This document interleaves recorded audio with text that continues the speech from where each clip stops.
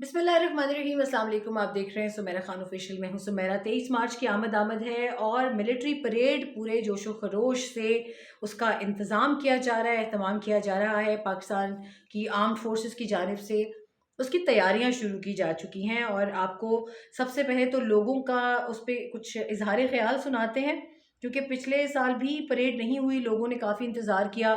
और अक्सर तो ऐसा होता है फरवरी के मंथ से ही लोग हमें अप्रोच करना शुरू कर देते हैं कि हमें पासेस चाहिए। और अभी इस वक्त क्या तैयारियां चल रही हैं, लोगों का क्या कहना है, सबसे पहले आपको वो सुनवाते हैं। पाकिस्तान से हमारी मोहब्बत लाजवाब है, हमारी उखुवत और हम आहंगी बेमिसाल है। इस दरख्त की कई शाखें हैं मगर बुनियाद एक है।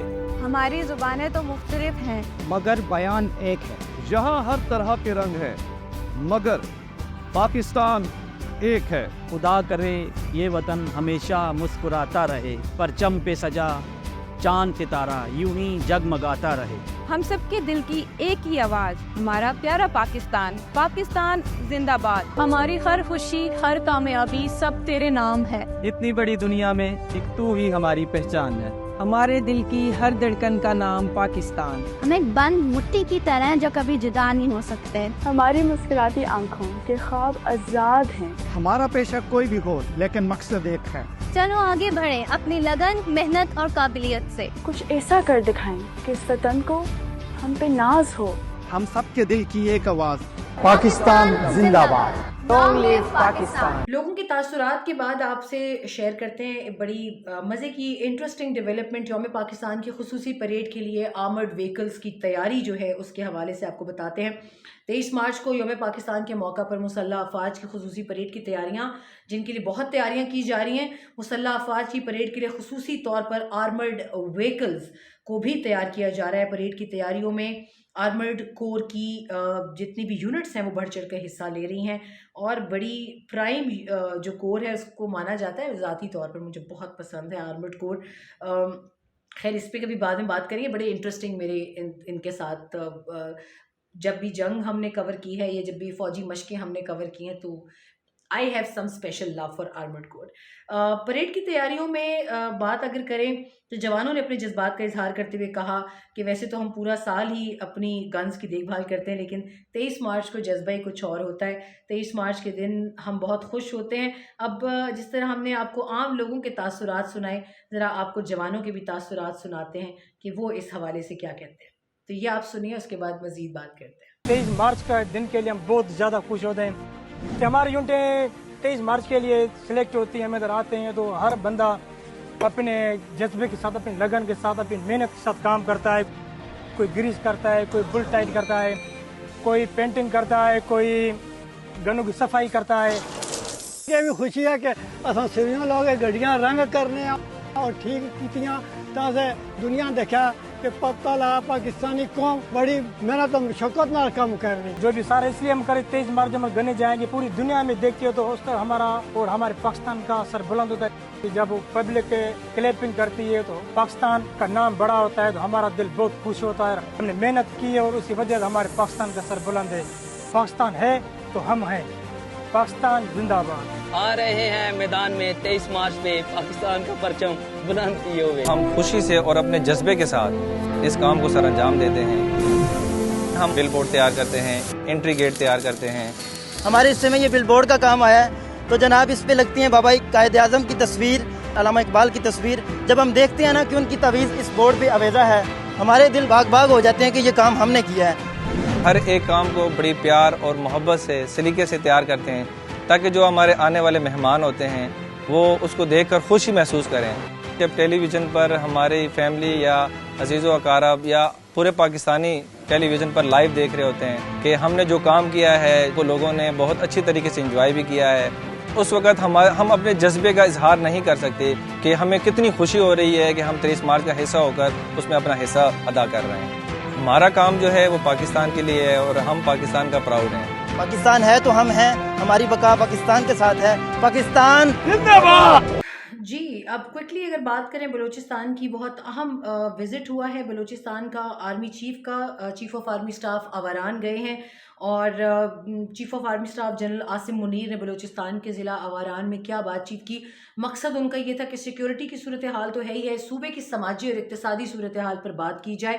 دورے کے دوران ان کو سیکیورٹی کے علاوہ سماجی اقتصادی ترقی اور زراعت کے حوالے سے پاکستان فوج کی جانب سے کی جانے والی کوششوں پر مکمل بریفنگ ان کو دی گئی ہے.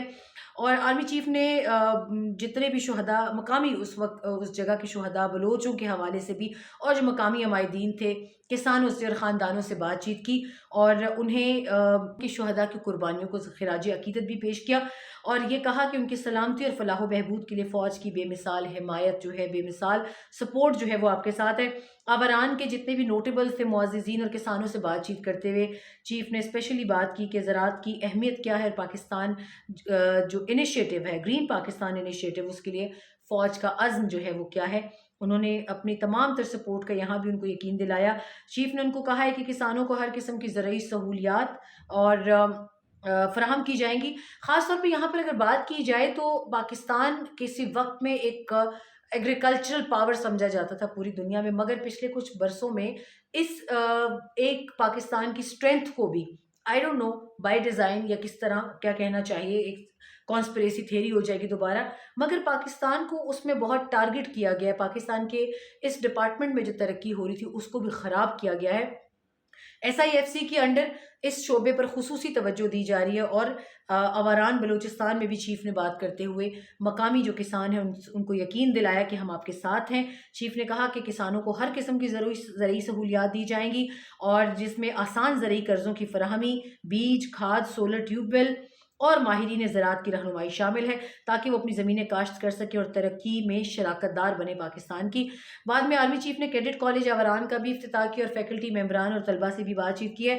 علاقے کے لوگوں کے لیے بلوچستان میں ایک اور کیڈٹ کالج جو ہے اس کو سراہا ہے انہوں نے کہ امید ہے کہ اس سے بلوچوں کے مستقبل کی ایک اور نوید ان کو ملے گی. انہوں نے اس عزم کا بھی اعادہ کیا کہ پاک فوج متعلقہ سول محکموں کے ساتھ مل کر بلوچستان کی تعمیر و ترقی میں پورا کردار ادا کرے گی اور امدادی سرگرمیاں بھی جاری رکھے گی. آرمی چیف نے کہا ہے کہ بلوچستان کی کامیابی پاکستان کی کامیابی ہے اور پاکستانی عوام کو بلوچستان کے ان بہادر لوگوں پر فخر ہے جو تمام مشکلات کے مقابلے میں ڈٹے رہے ہیں. پاکستان کی مسلح افواج اور قانون نافذ کرنے والے ادارے امن اور خوشحالی کے لیے بلوچستان کے عوام کی حمایت میں اپنی خدمات پیش کرتے رہیں گے.